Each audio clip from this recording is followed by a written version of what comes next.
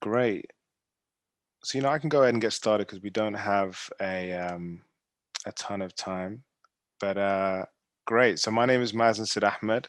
Thank you so much for joining us today for this really exciting conversation. I'm one of the co-executive directors of Documented. Documented is a non-profit news organization that covers New York City's immigrants and the policies that affect their lives.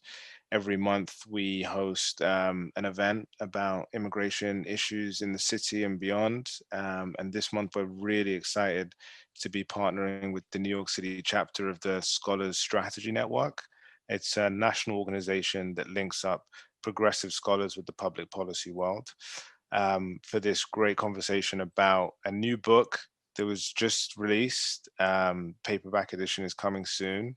The book is Immigration Matters: Movements, Visions, and Strategies for a Progressive Future. You see Felipe just held up the cover there. So this is an incredible book written by Ruth Milkman, who is with us today, Deepak Bhargava, and Penny Lewis, where they convened a group of scholars to kind of really tackle what could be some solutions to some of the immigration issues that we're facing currently. I'll let Felipe get more into that. Before we dive in, I just wanted to say that we're a nonprofit news organization, Documented, as I mentioned, and your support really helps us put on events like these. So we'll be mentioning in the chat ways in which you can support our news organization and check out our work and learn more about us. And you support through monthly donations or anything like that.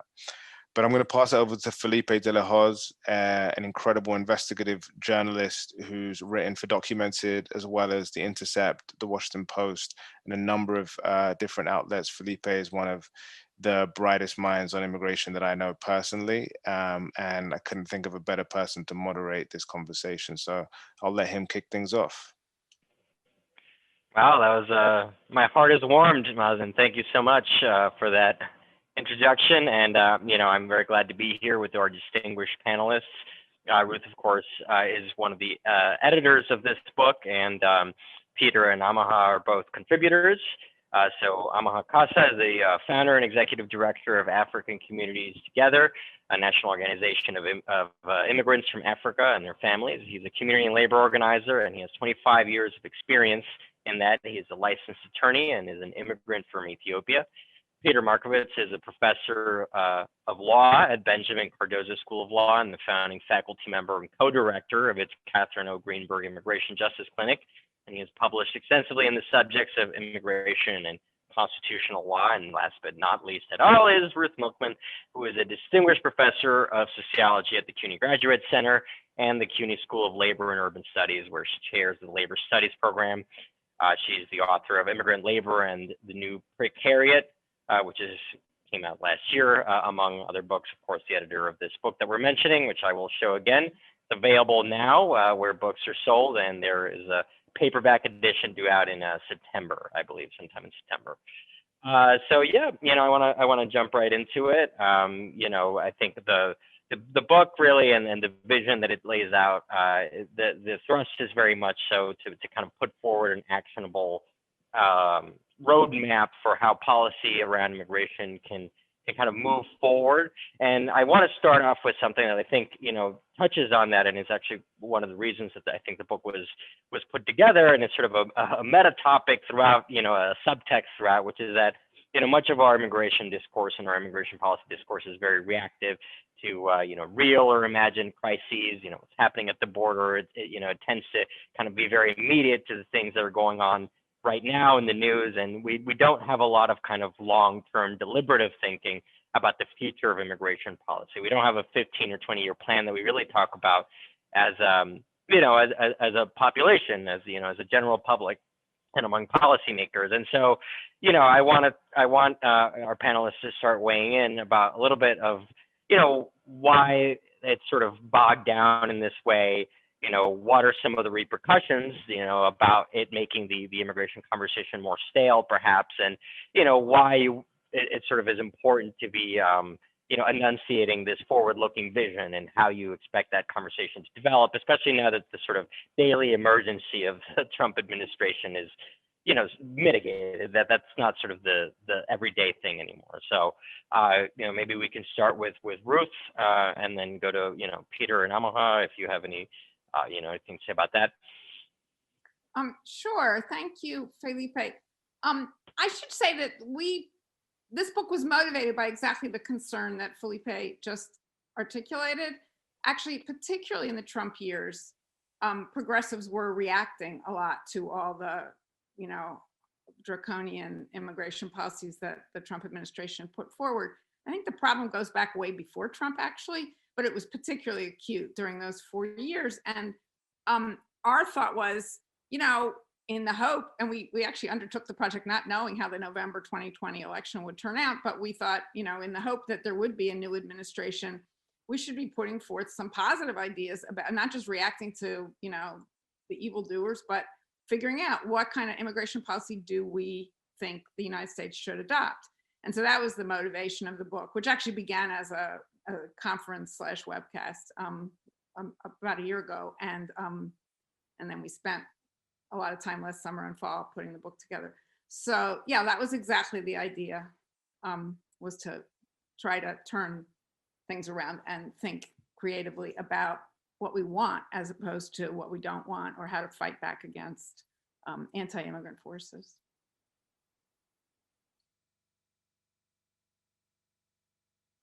Peter, why don't you tell us a little bit about how this type of reactive look, really kind of hinders the conversation, and sort of, in your opinion, how it's sort of prevented us from having, a forward-looking policy landscape, when it comes to this, as opposed to the conversations maybe around climate change, other kind of, big ticket items that we're just.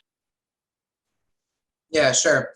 I mean, I think in some ways there has been a forward-looking vision. For a long time, people have been talking about the need to reform our future flow of migration, and the need to create pathways for legalization for folks who are here right now. And that's all kind of aspirational, productive, and forward-looking.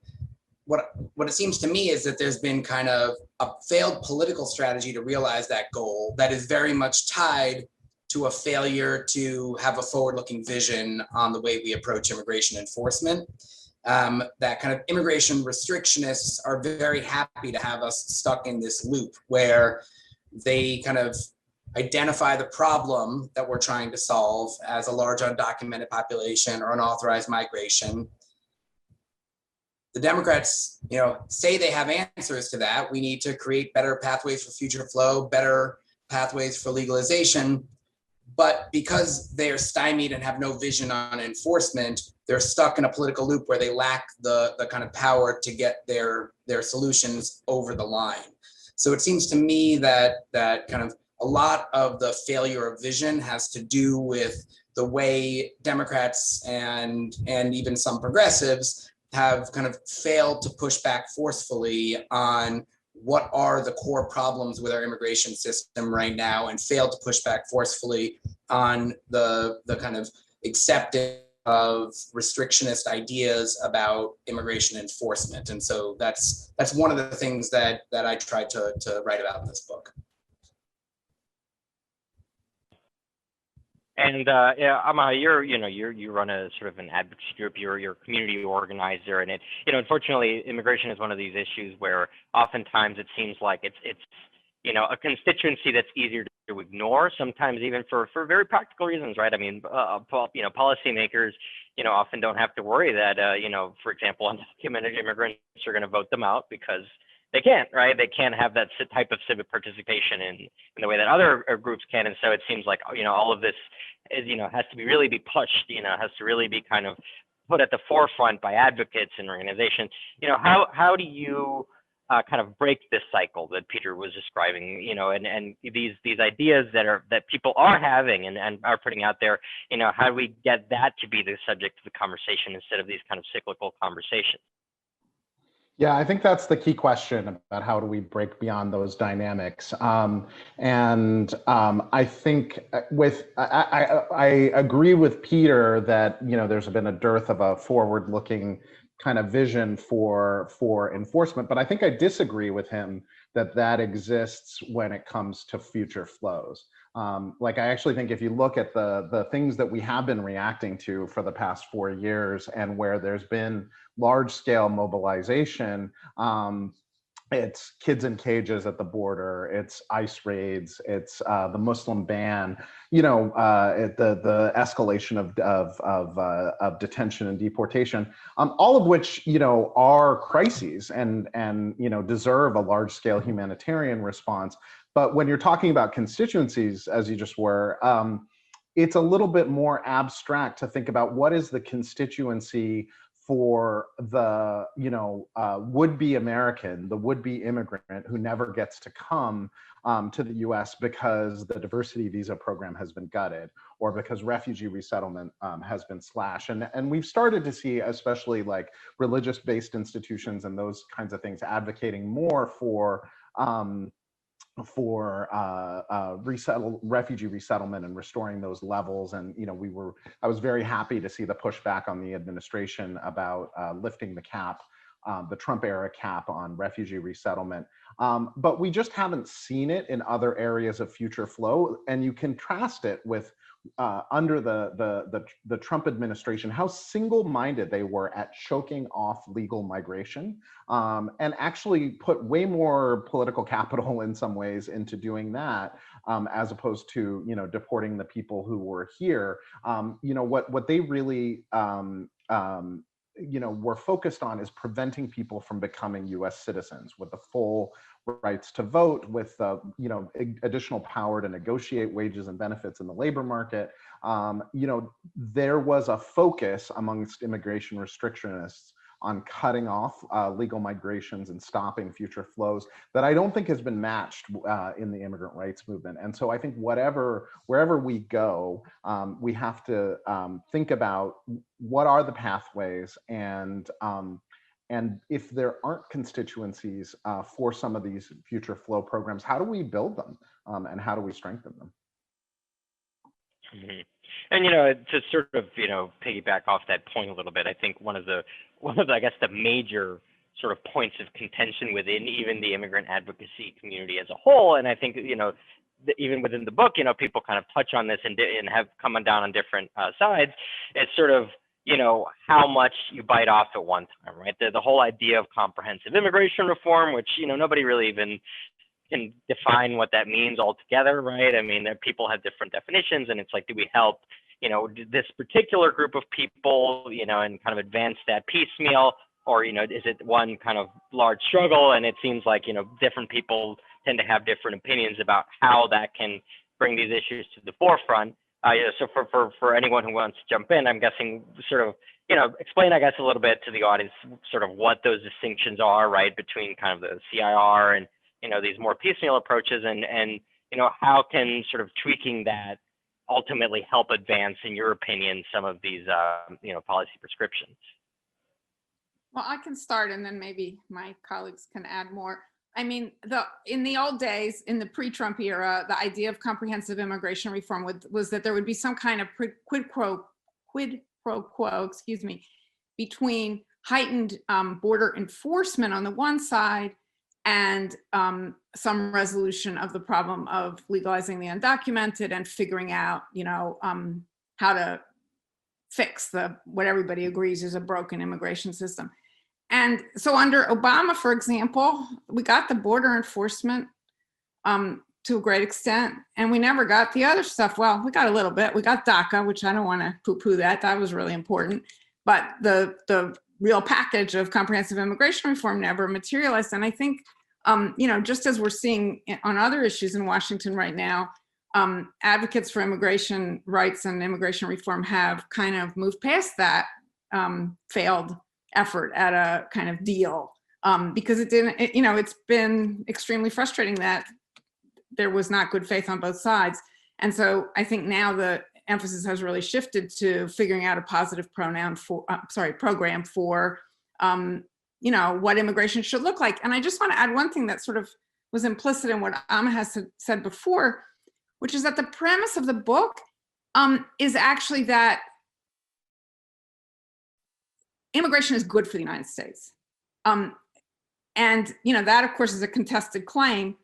We argue that the opposition to both undocumented immigration and increasingly legal immigration has to do with the right-wing concern about the browning of America, or whatever term you want to use. That it's really motivated by a political concern that if white people become a minority in the United States, that they're not going to be able to prevail politically. And we know that struggle is unfolding in many other arenas too.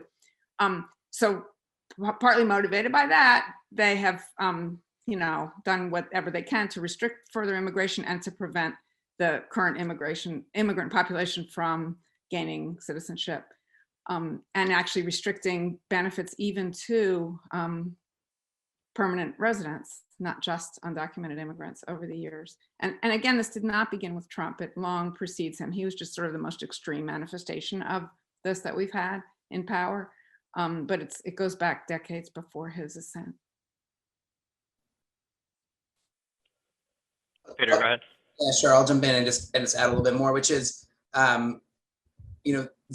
failure of the comprehensive immigration reform strategy, as Ruth kind of explained it, this kind of quid pro quo trade-off of harsh enforcement for a legal pathway or future flow gains, was even worse than kind of just a failed legislative strategy, because the approach of the Obama administration for the large majority of the 8 years that the president was in power was to try to build support for that by kind of winning over recalcitrant Republicans by deporting immigrants hand over fist, by showing his enforcement bona fides with the idea that I'm going to bring around these recalcitrant Republicans to this kind of compromise that Ruth was explaining.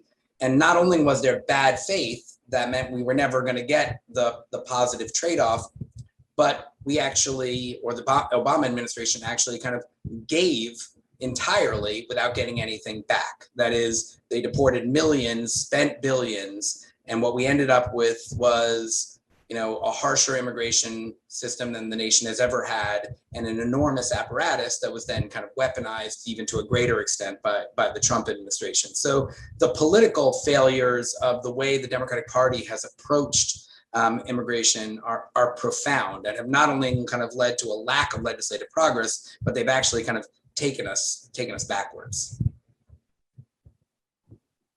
I think Ruth and Peter really covered the most salient points, but I would only add that if you're bargaining, every political process involves bargains and trade-offs, right? But one, you want to make sure that you don't give away the store and get nothing in return, which was I think one big criticism of past attempts at CIR. And then second, I think that we really need to think about the distributional fairness questions when the people who are making the sacrifices and the people who are receiving the benefits are not the same. So for example, if you're sacrificing border communities, which are going to experience, increased militarization for, say, legalization for some group of people who are not in border communities, then that raises real questions about who's making those decisions around those trade-offs. And as an organization for African immigrants, and African immigrants are among the biggest beneficiaries of the diversity visa program, we have programs like diversity visa and refugees resettlement have often been not, we, instead of being at the table, we're on the table as a bargaining chip, right? Like whether there, and I talk about this a little bit in the chapter of the book, there have been, time when, whether it's giving away 5,000 visas per year to win NACARA or CIR round one, or even the attempt to move temporary DACA relief. There was a move to trade temporary DACA relief for permanently giving up some parts of the diversity visa program, and we had to essentially fight that off and say, look, we're not willing to be traded away, especially not to permanently lose things in exchange for some temporary relief. Yeah, and I think, one of the things that comes through definitely is that, sometimes these conversations that we're having seem like they're, almost from another era because, they kind of are, right? I mean, much of our immigration framework is, the same as as it was in 1965 with the, Immigration Nationality Act of that period. It basically preserved in amber, and everything that's happened since is to an extent tweaking, oftentimes tweaking in a more restrictive direction, right? We had the mid 90s, Clinton reforms, DHS in 2003, and that the ideas sort of to shift things in a more pro-immigrant direction have tended to be sort of incremental, right? That there's a lot of incrementalism that's happening, and that you're arguing in the book largely that there needs to be sort of a paradigm shift. There have to be kind of moonshots on immigration instead of just kind of tweaking a little bit around the edges. Ruth, you have in addition to editing the book, you have a chapter where you it's called History Shows That the Immigrant Threat Narrative is Wrong. And then you talk a little bit about how really the layers of immigration policy that have been built up over time have often, been sort of geared towards the exploitation, of immigrants, right? They're not, necessarily things that are seen as sort of serving the immigrant. The immigrant isn't in these cases necessarily somebody that's being helped. Oftentimes it's a way for them to be utilized within the economic system or whatever else. It's not a protection-based system. I'm wondering if you could start us off here a little bit talking about why the fact that these policies are so outdated has been so continuously harmful, and how we can sort of reevaluate not only the policies themselves, but how we look at the process of policy making to help people instead of serve a purpose that is seen as in the national interest or something. Well, so part of the story is it really does date back to 1965, in that when that law was passed, the Hart-Celler Act, which was the end of a period of about 40 years of highly restricted immigration where very few immigrants entered the United States. The Hart-Celler Act was passed as part of the Great Society reforms, the year after the Civil Rights Act and so on. And it was meant to eliminate what was widely seen as a racist system of having quotas for certain countries. But the history of immigration law is full of stories of unintended consequences. And in this case, the people who crafted that legislation had no expectation that it would lead to the kind of surge in immigration that in fact materialized soon after the doors were opened.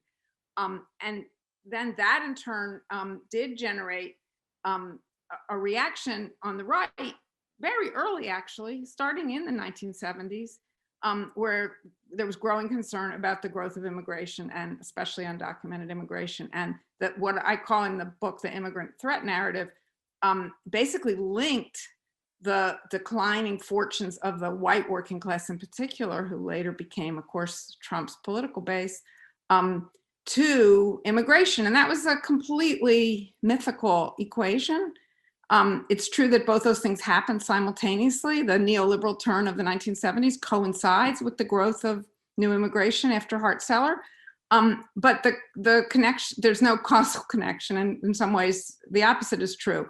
But the right over time, and actually not just the right, for example, in the Clinton years, we saw the passage of IRA, the law that actually escalated the penalties and circumstances under which immigrants could be detained or deported. So it wasn't just the right-wing side, but the popular sentiment embraced this immigrant threat narrative with a lot of help from Fox News and other right-wing spokespeople. And that became the kind of dominant mythology, that growing immigration was contributing to the declining fortunes of US-born workers on the one side, and also, taxpayers were absorbing the costs of healthcare and education for, immigrants, and they were taking advantage of the US system, all that kind of stuff. And also what Trump exploited, which is completely without factual basis, this idea that immigrants were contributing to rising crime. Actually, crime rates declined in this period, and there's all sorts of research that shows that actually immigrants are less likely to engage in criminal activity than their US-born counterparts. In my chapter, I also show that the employer strategies to degrade work for US born workers to destroy or weaken unions, to sever the links between employment and things like health insurance and pensions. All of that was facilitated by the growth of immigration in some ways, but the pattern that I document is that employers took those steps to degrade labor in their own industries. US born workers then rejected the jobs that had been created, that had been degraded in that way and were no longer very appealing. And then employers turned to immigrants. So the causality is actually the opposite of what the threat narrative suggests. So that's probably enough for me. But right. Well, and the I think like certain concepts that we now take very much for granted, right? Like even the idea of sort of an illegal immigrant, right? That a phrase that's all over the place now. I mean, it doesn't show up really in much of the U.S. lexicon until relatively recently. And there were up until like the mid-century, and we had the registry that the latest part of which was in the 1970s, right?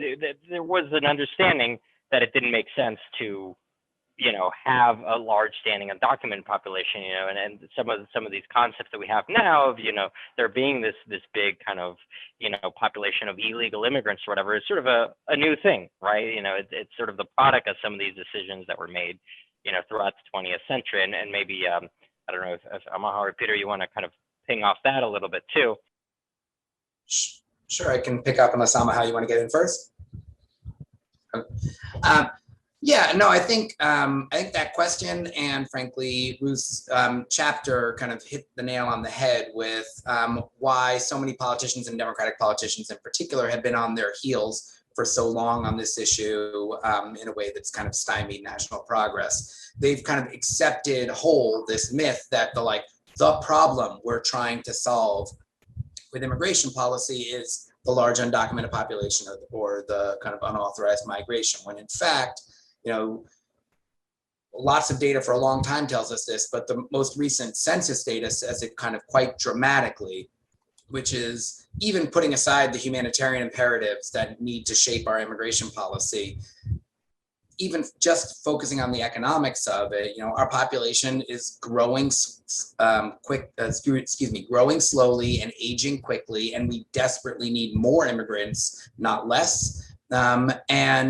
And if kind of politicians could find their voice on that and not buy into the narrative that the problem we're trying to solve here is unauthorized migration, but rather the problem we're trying to solve is the choked off paths to lawful migration, then we could kind of flip this on its head and start making progress, not just for immigrant communities, but really, really for the nation. Amaha, you want to jump in on that? Sure. Just to pick up the thread, I mean, you talked about, sort of immigration frameworks being locked in the 70s or the 80s. And I think in some ways our humanitarian immigration paradigm is really locked in the immediate post-World War II era, where the Refugee Convention and some of those early international commitments really in response to the Holocaust and to the international shame of having turned back, Jewish migrants to their death,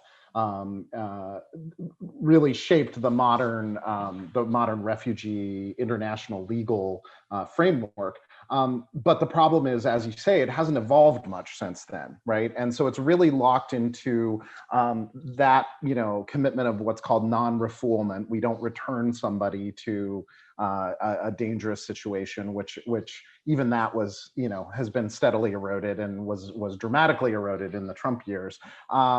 But then going beyond that to just a broader question that I think we need to wrestle with, which is how do developed countries like the US and other places take on their fair share of, absorbing humanitarian need of displaced persons. And most people think that that's the majority of refugee resettlement, when in fact, the vast majority of refugee resettlement is undertaken by developing countries.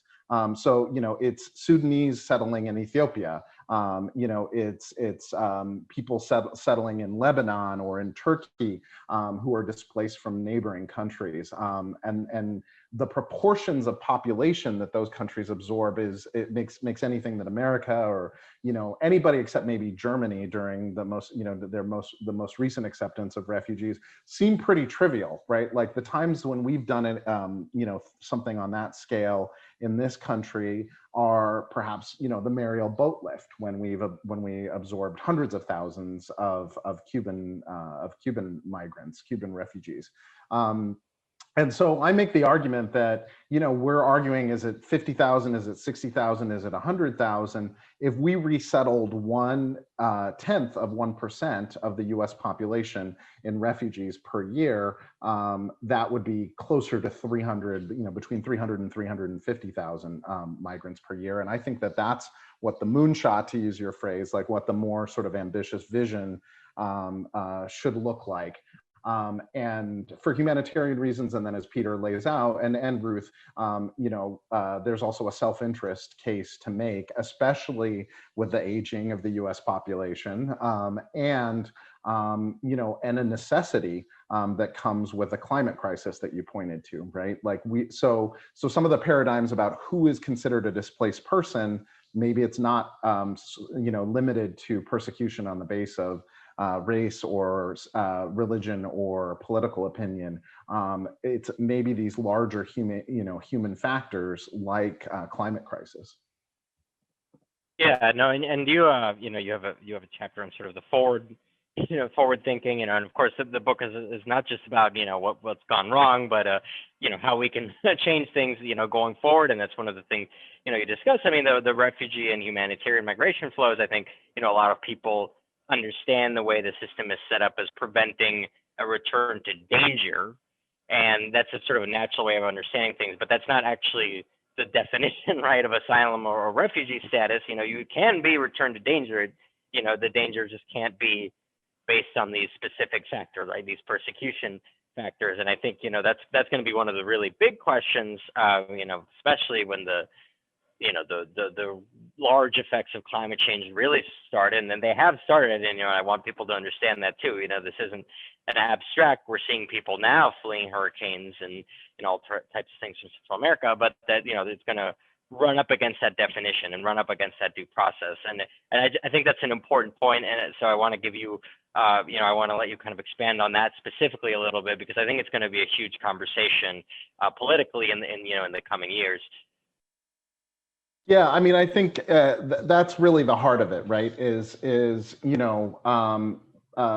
the refugee system, the asylum, the structure of asylum law, our commitments under international human law really are about not returning people to persecution, and as opposed to maybe the other more basic humanitarian considerations, like not returning people to danger, whether that danger is an epidemic and a pandemic, or an earthquake or a flood or a hurricane, many of those brought on by climate change. And I think it connects to a point that I make in the article in the book, which is we've tended to structure our immigration policy around extraordinary immigrants, right? Whether it's the DACA narrative that's sort of like, look at these extraordinary immigrants, in their cap and gown, with their extraordinary achievement. And so either extraordinary achievement or extraordinary suffering, right? Like, we're gonna, it has to be something that is as clearly a case of political persecution as, say, Darfur, for our, for these people to be recognized by our legal system. But one of the things that I sort of argue for is the ordinariness of migration. At its core, people migrate for a set of very basic human reasons. Either they're fleeing danger, they're moving towards opportunity or freedom, or they're seeking to unite with family. And those are all very natural human impulses. And when those natural human impulses get stifled by governments, by states, sometimes really terrible things like famines, and humanity, and mass atrocities happen as a result of that. And so I sort of argue that we should lift up the ordinariness of migration and say the presumption should be this is a natural human instinct. We've been doing it as long as there have been human beings.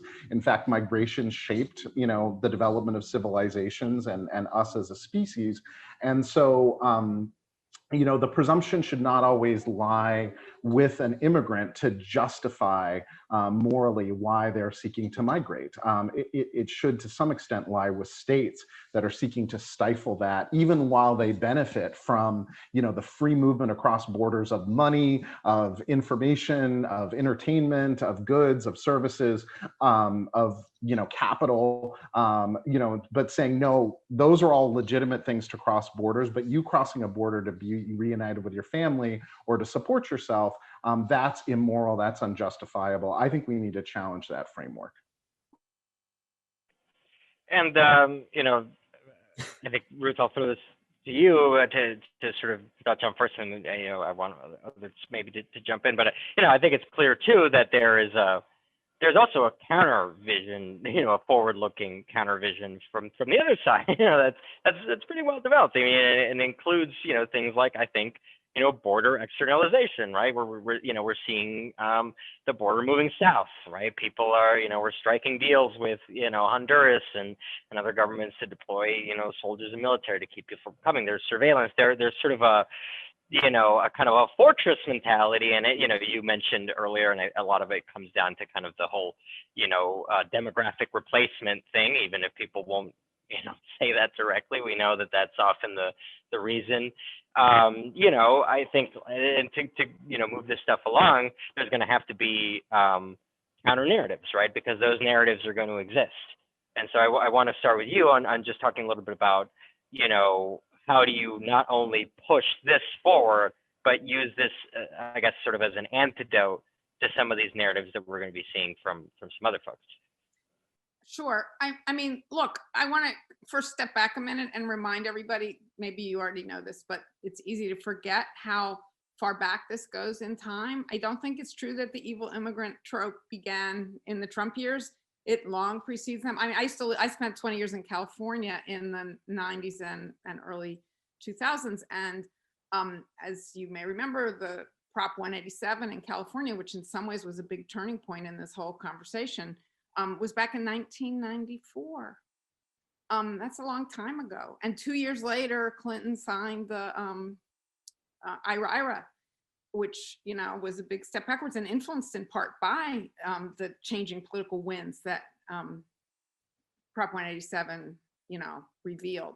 So just as there's this long history to all this, it's also not going to go away now that we are hopefully free of Trump. He may return too, but even if he doesn't, these arguments are out there. And so I think, Felipe, you're absolutely right that we and progressives need to have a clear counter narrative that isn't just saying, these guys are inhumane, caging children is wrong, which all that is true, but we need to put forward a positive vision. And I guess the piece of it I most am involved in is pointing out that, yes, US workers have every right to be enraged about the plight that they face as a result of neoliberal policies and new business strategies from employers.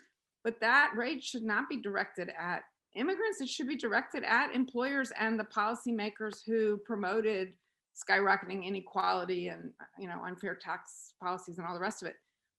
And I think we could talk about that in other arenas as well. And then I think there's also a challenge of educating the wider population. Not the humanitarian side of this is important and real. I don't mean to downplay that, but at the same time, I think people are very deeply misinformed about the economic effects of migration, which all the research literature suggests are largely positive for receiving countries. I mean, at least up to some point, which we're nowhere near approaching. So, and after all, well, we all know this is the United States is a country of immigrants historically. All the innovations and advancements that this country has contributed over the years to the world many of them came from foreign-born citizens and non-citizens for that matter. So, that's just crucial to kind of keep in mind. And I think, the collective project can't just be opposing right-wing moves, but putting forth a different conversation about how immigrants benefit this country. Peter, you wanna add to that? Yeah, I mean, I'm not sure that I have much to add. I think Ruthie said it really well. I think the counter narrative to kind of the threat of the impending kind of immigration of lots of folks that have been racialized in all sorts of ways is the reality that that our nation, not only for humanitarian reasons but for financial reasons, benefits from migration. And I think folks need to find their voice on that and get off their heels and be willing to kind of articulate that forcefully. The data has been there kind of for a long time to make that point, but the power of harsh enforcement rhetoric is easier to make headlines than kind of a reasoned economic kind of analysis. And we need to be thoughtful about kind of how to message that, and we need to find policymakers who are able to do that kind of consistently and forcefully without kind of giving ground. But I don't have a ton to add on substance beyond the good points that Ruth made. Mm-hmm. Peter, you have a chapter here, that deals a lot with enforcement, right? I think there's a tendency to sort of focus on the border, particularly recently, and that's, I think, because there are a lot of very horrific things happening at the border.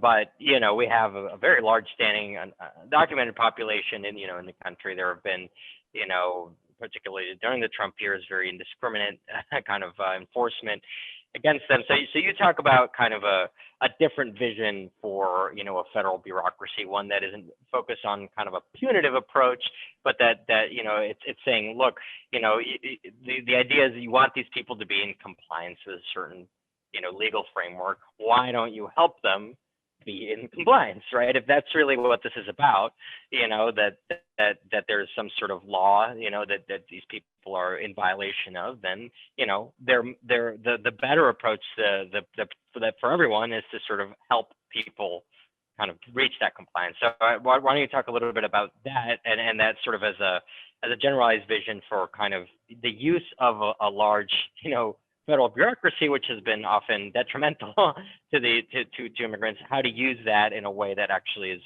could be helpful. Sure. And I think the place that you need to start is, we've been living for so long with this enormous enforcement bureaucracy, right? I mean, the kind of enforcement components of DHS are larger than the law enforcement components of any other entity in the United States, right? Collectively, the number of people they have working on detentions and deportations. It's just massive. And the investment has been billions and billions of dollars, and the result has been millions and millions of families separated. And we need to start with the reality that by every measure, that has just failed. Even if all we cared about was reducing the undocumented population and making our border more secure, even if that was the only thing we cared about, the approach has been so costly in human and financial terms, and we're worse off on those metrics than when we began, right? So we have to start with the reality that this approach has failed. Doing the same thing and brutalizing communities and squandering, billions is just untenable. And so we have to find another way. And there are other ways, and there are other ways that are not kind of theoretical ways, but they're ways that other federal agencies operate already today, right? When OSHA or the SEC or the IRS, or you can name, 5 or 10 other major federal agencies, identifies a regulated entity, a person, a company that they think is out of compliance with the law, their first approach is not to bring down the hammer with the harshest penalty possible the law provides. Their first approach is to try to get that entity into compliance and to find pathways. And they do that because it's less costly, because it's less brutal, and because it's more effective. And we can do the same thing in the immigration space. We could do it really, really well with the help of Congress. There could be, if we were to open up even more pathways, but even with the existing legislative structure, we can do that much better. And DACA is a fantastic example. DACA brought, 800,000 people from non-compliant into compliance with the law through an enforcement program that was all about helping people find pathways. And when you marry those kinds of pathways with the economic realities that Ruth was just talking about, that we desperately need more immigration and more people who are able to access the labor market and the full protections of the labor market in a robust way, there's a lot of sense that could be made with a really different approach to immigration enforcement. If I could, I want to add one asterisk to what both Peter and Ruth have said about the immigration enforcement system and as well as the legal immigration system being a failure by any measure. It's a failure by any measure except one, which is, does it enable us to have a large workforce of predominantly Black and brown immigrants who, during the pandemic were working in grocery stores, delivering food to people's homes, rebuilding, who are, cleaning, cleaning rooms at Mar-a-Lago or landscaping homes, in the suburbs, and doing all those things, but they don't have access to voting rights as citizens or the full panoply of protections that are available to people with legal status and the ability to assert those rights. It's very successful. Our immigration system is very successful at delivering that. And, I would argue that the compromise that's been reached within our political system is on exactly that. And it's, predominantly immigrants themselves who are challenging the terms of that bargain and the terms of that settlement and saying, that's not a good enough sort of accommodation and not a good enough system from a humanitarian and perspective. And so, I want us to keep that in mind. It's a failure in human terms. But in economic terms, its success in some ways is what's powered the extreme inequality of our current economic system. Mm-hmm. Right, and I think we've seen that mainly works when it's sort of an abstraction, in the sense that in the communities that are actually do have a lot of immigrants in them, people tend to have more pro-immigrant views, right? It's really when they're kind of something there that the people are aware of on TV or whatever, that it's much easier to have that, much easier to accept that you're saying, right? That's this kind of subjugated workforce. I think we're right about the time that we should probably start taking some questions from the audience. A lot to get to here. We didn't cover the whole book, obviously, but you guys should all pick it up. And yeah, we should start taking some questions from folks if anyone wants to jump in. So I'm looking. Actually, it seems like we have a few already. Vanessa Merton asks, she wishes the panelists would respond to the persistent questions. Is there any numerical limit to the immigrants that the United States should admit? How would open borders work? Would anyone in the world who wants to come be able to come? I actually think those are questions that you hear a lot, from people. Oh, well, should we just let everyone in? And I think that there are questions that we should be kind of prepared to respond to. So yeah, if you guys want to kind of jump in on that. If I can contribute a small piece of what I think the answer is, and then I think Peter's whole chapter is really about what an alternative vision around enforcement would look like. So, but for me, I think part of the answer, part of what's frustrating around those questions is two things are going on. One, they're saying, well, let's sweep politics aside and, completely independent of what can get passed through Congress or, what can get enacted. Let's talk about what your sort of, wild fantasy would be. Well, in immigration, politics is kind of the whole game, right? So we can't just, sort of set aside the reason the movement has focused in part on, sort of building out from the current system is because that's, within limits what we've been able to win some victories on. But then the second thing is, they're sort of like, well, if we change everything about our global, if we change nothing about our global and economic and political system except this one thing where we have suddenly, declare open borders, then some bad things might happen, and I think the response to that is, well, we shouldn't do that. we shouldn't leave everything in place exactly as it is in our global economic and political system and only have open borders, right? So clearly, I think anyone who's thinking about this needs to think about, how do we, strengthen people's ability, what our, co-contributor, Maria Elena Hincapié in the book refers to as the right to stay, in sending communities. So I think we need to obviously address a range of things. For me, I think what some countries have, what a lot of other countries look like, is a lot more ability to come and go, in person for shorter, sort of temporary migration, not necessarily tied to a specific employer, with your rights tied to a specific employer, but the ability to come to work. And then to go back. And when when borders, frankly, are more porous, you see more circular migration. You see more people going home. And the more we tighten the borders, the more it makes it likely that people are going to come and stay.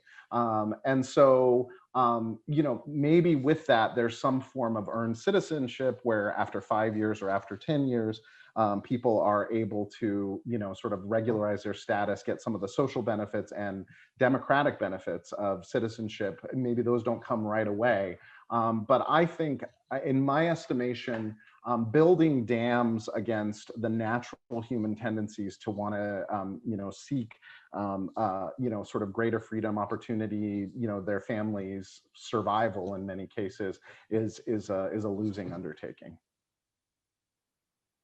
If I could just piggyback on that, I mean, this is sort of another history lesson. If you look back to 1986, the IRCA, the Immigration Reform and Control Act, was intended by its designers to put an end to the problem of undocumented immigration. So it included a amnesty, now a word that is not spoken in Washington, D.C., but, for about 3 million undocumented immigrants. And the idea was there would be more border enforcement. This was the mistake that I think Amaha's remarks already pointed to prevent a new surge of undocumented immigration.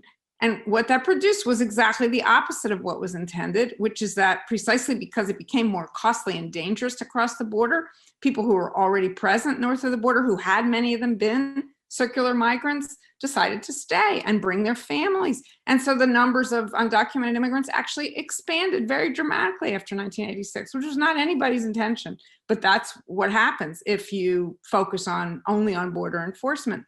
We don't really argue in this book for open borders, but we do argue for a big expansion in the amount of legal immigration that is authorized by the US government and in an orderly way. And if you read the book, you'll see that there's a lot of data there that show that many other wealthy countries have much higher proportions of foreign-born folks in their countries, and it has actually benefited them in a variety of ways. So that's like, I mean, we could argue about whether open borders is the long-term utopian vision that one might have. I mean, I'm going to take an agnostic position on that right now, but as Amaha said, it's not a real option anyway. What we could push for is to persuade policymakers that more legal immigration of the traditional kind is in the interest of the country and its citizens. So I'm gonna jump because I do want to make sure we get to some of the other questions. I know Peter probably had more to say, but I want to actually kind of mix a couple of questions here that we've gotten. So Daniel O'Brien from Washington State was saying that kind of conservative white Christians in his state just had these kind of deep ingrained prejudices. I kind of want to mix that with another question we got in the Q&A, which is about kind of shifting the conversation away from this myth of the good immigrant, right, which we were discussing a little bit earlier. So kind of put those two questions together and say, what then is sort of the best way to present the immigrant population, right? If we want to avoid this sort of good immigrant myth, but if people are sort of nonetheless primed to feel this type of prejudice and they want to see, right, the successful, the good, the moral immigrant, sort of what's the right balance to strike there? What's sort of the right image to present?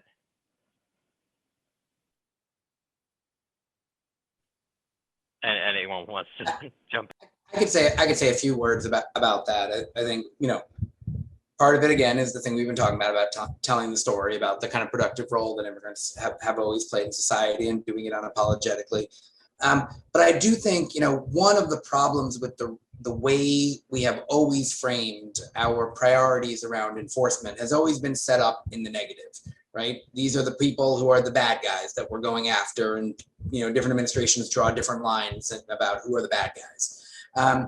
But every kind of administration, that's been engaged in thoughtful policymaking around enforcement priorities has always also said, oh yeah, and there are positive equities that you should consider as well. But we've been much less clear about kind of what are the categories of folks that, we really want to create special protections for.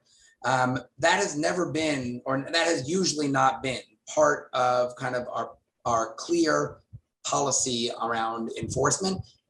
The counterexample is DACA, then it was. And what we saw when they drew clear lines about here are some folks that we really want to protect, is that we start shifting public opinion in very, very profound ways around those communities. And so one thing I would say is kind of elevating kind of categories of folks we want to protect and that are worthy of special protection. The thing we have to be careful of there is that it becomes yet another line drawing and flipped on its head and becomes just another line between good immigrants and bad immigrants. And so that's a danger. That's a danger with any line drawing. But it's much less of a danger when we're line drawing around positive categories than around the negative tropes, because the negative tropes then become the public vision of immigration. And that has been a real kind of degrading influence on American politics around immigration. And I might just add that, the question of sort of what the message should be, it depends a whole lot on who, not just on who the audience is, but who the messenger is, right? So I think, Ruth and Peter are sort of, based in academic institutions. Part of what they can do more effectively than say I can is speak to policymakers who want to see what the data is, what the research says. And I think they should be making arguments around economic impact and sort of the net benefits of migration. I also think if you look at sort of dig into some of the polling and dig into some of the just sort of psychological research about like how people change their minds on things, sometimes it's not those sort of self-interested arguments, but it is actually some of the humanitarian arguments and sort of humanizing immigrants, humanizing migrants, and by humanizing I partly mean just talking about how ordinary and human the reasons are that people migrate. That can be as powerful or sometimes more powerful. And it's particularly more powerful when immigrants and immigrant community organizations are speaking from their direct experience, right? We're just, my members are not convincing when they make an argument about, well, we're taxpayers or, we're propping up the social security system. And we try to, sort of say that's not the argument that you can make more powerfully than anyone else. You can make the argument more powerfully than anyone else about your human experience. And so I think it needs to be a both and approach when we're talking about changing policy. Ruth, do you want to maybe close us off here? And then I think unfortunately we'll be out of time despite